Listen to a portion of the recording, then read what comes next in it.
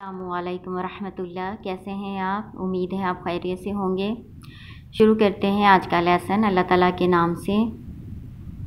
आज आपका लेसन है इकलाब के बारे में। इकलाब असल में इकलाब का जो असल मानी है ना, उसका मतलब है बदलना या पलटना। तो इकलाब के कानून में चूँकि लफ्ज़ की जो आवाज़ होती है उसको बदल दिया जाता है, इसलिए इसको इकलाब कहते हैं। अब इसका रूल पढ़ लेते हैं। नून साकिन या तनवीन के बाद अगर बा आ जाए तो उस नून को मीम से बदलकर गुन्ना के साथ पढ़ने को इकलाब कहते हैं। आपको समझ आ रही है? नून साकिन हो या तनवीन हो, उसके अगर बा आ जाएगा तो फिर क्या करेंगे? नून की आवाज़ नहीं अदा करेंगे बल्कि मीम की आवाज़ से बदल कर उसको पढ़ेंगे और साथ गुन्ना भी करेंगे। ये मैं आपको कुछ अल्फाज मिसाल के तौर पे मैंने लिखे हुए हैं, ये पढ़ के बताती हूँ। आप देखें, फ़ा के आगे नून है लेकिन ये नून नहीं पढ़ेंगे बल्कि मीम पढ़ेंगे। फ़ा ज़बर मीम फम पढ़ेंगे। बाज़ेर दाल बिज़ फम बिज़।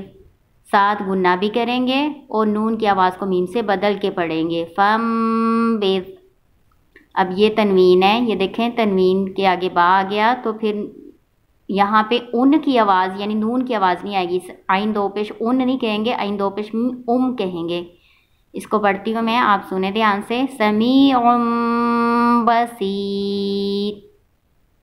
उम्मीद है आपको समझ आ रही होगी। अब मैं कुरान पाक में से आपको कुछ मिसालें इसकी बता देती हूँ। ये मेरे पास ना पहला सपारा है, देखें ये तनवीन है, तनवीन के आगे बा आ गया तो हम क्या करेंगे? यहाँ पे अलीमुन नहीं कहेंगे बल्कि कहेंगे अलीमुम।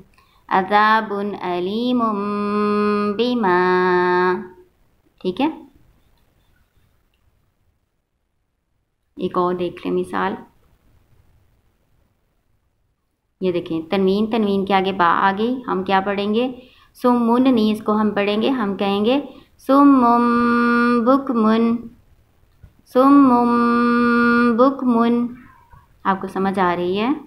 अब आप खुद से अपने कुरान पाक या सिपारे में से कुछ मिसालें ढूंढें जहाँ पे तनवीन हो या नून साकिन हो और उसके आगे बा आ जाए और उनको अदा करने की कोशिश करें। अस्सलामु अलैकुम रहमतुल्लाह।